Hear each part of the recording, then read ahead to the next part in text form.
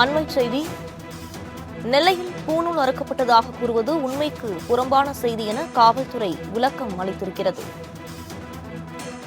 பூணூல் அறுக்கப்பட்டதாக கூறப்படும் பகுதியில் உள்ள அனைத்து சிசிடிவி காட்சிகளையும் காவல்துறையினர் சோதனை நடத்தி வருகின்றனர். இது தொடர்பான கூடுதல் விவரங்களை வழங்குவதற்காக செய்தியாளர் சரவணன் இணைப்பில் இருக்கிறார்.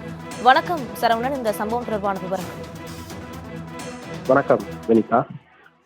நெல்லை மாவட்டம் தியாகராஜ நகரில் வசிக்கக்கூடிய தியாகராஜ நகரில் 12வது தெருவில் வசிக்கக்கூடிய ஒரு சிறுவன் ஆஸ்திக ஸ்மாஜ் என்று சொல்லப்படக்கூடிய சமூக நிகழ்ச்சியில் கலந்து கொள்வதற்காக நேற்று முன்தினம் மதியம் மாலை 4:30 மணி அளவில் தனது வீட்டிலிருந்து புறப்பட்டு நெல்லை மாவட்டம் தியாகராஜ நகர் 16வது தெரு வழியாக சென்று கொண்டிருந்தார். அப்பொழுது அங்கு வந்த மர்ம கும்பல், இருசக்கர வாகனத்தில் வந்த மர்ம கும்பலை சேர்ந்த 4 பேர் அவரை வழிமறித்து அவர் அணிந்திருந்த பூணூலை அகற்றிவிட்டு இந்த தெரு வழியாக செல்ல வேண்டும் என்று கூறி அவரிடம் தகராறு செய்ததாக தகவல்கள் வெளியாகி இருந்தன.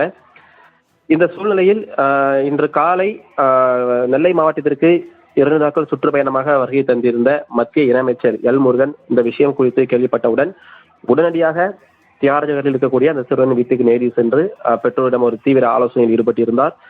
அவருடன் நெல்லை மாவட்ட பாஜகவினர் மற்றும் இந்து மக்கள் கட்சியை சேர்ந்தவர்களும் அவருடன் கலந்திருந்தார்கள். தற்பொழுது இந்த விவகாரம் தொடர்பாக நெல்லை பெருமாள்புரம் காவல் நிலையத்தில் CSR வழக்கு பதிவு செய்யப்பட்டு வழக்கு விசாரணையானது தீவிரமாக நடைபெற்று வந்தது. தற்பொழுது நெல்லை மாநகர காவல்துறை சார்பாக இந்த பூணூல் விவகாரத்தில் ஒரு முக்கியமான தகவல் தெரிவிக்கப்பட்டிருக்கிறது.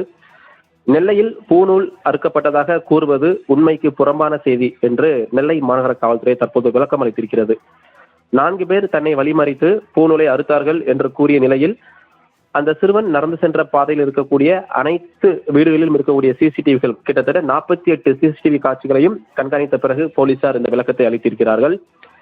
4 பேர் தன்னை வழிமறித்து பூணூலை அறுத்ததாக கூறப்படுவது முற்றிலும் உண்மைக்கு புறம்பான செய்தி என்றும், ஒருவேளை அந்த பகுதியில் உண்மையாகவே பூணூல் அறுக்கப்பட்டிருந்தால் அந்த பகுதியில் இருக்கக்கூடிய சிசிடிவி காட்சிகளில் இது குறித்து காட்சிகள் பதிவாகி இருக்க வேண்டும். ஆனால் அந்த பகுதியில் இருக்கக்கூடிய அனைத்து சிசிடிவி காட்சிகளும் தீவிர சோதனைக்கு உட்படுத்தப்பட்ட பிறகு காவல்துறை இந்த விளக்கத்தை அளித்திருக்கிறார்கள். அது மட்டுமல்லாமல் குறிப்பிட்டு சொல்லப்படக்கூடிய இந்த சிறுவன் ஒரு சில ஆன்மீக நிகழ்ச்சியில் மட்டுமே கலந்து கொள்ளக்கூடிய பழக்கத்தை கொண்டிருப்பதாகவும், கடந்த சில மாதங்களாகவே அவர் வீட்டை விட்டு வெளியே வராமல் இருந்ததாகவும், ஒரு மன இறுக்கத்தில் இருந்தாரா அல்லது வேறு யாரேனும் தூண்டுதலின் பேரில் அவர் இந்த மாதிரியான தகவலை வெளியில் பரப்பினாரா என்பதை குறித்து போலீசார் தீவிரமாக விசாரித்து வருகிறார்கள்.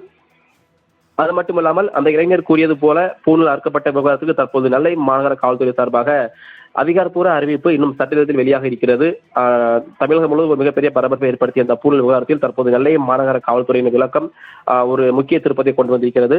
இருந்த போதிலும் அந்த பூணூல் அறுக்கப்பட்ட விவகாரம் தொடர்ச்சியாக அனைத்து தரப்பினரும் இதற்கு ஒரு நியாயமான விசாரணை வேண்டும், உண்மையான குற்றவாளிகளை கண்டுபிடிக்க வேண்டும் என்ற தொடர்ச்சியாக பல்வேறு கோரிக்கைகளும் எழுந்திருக்கின்றன.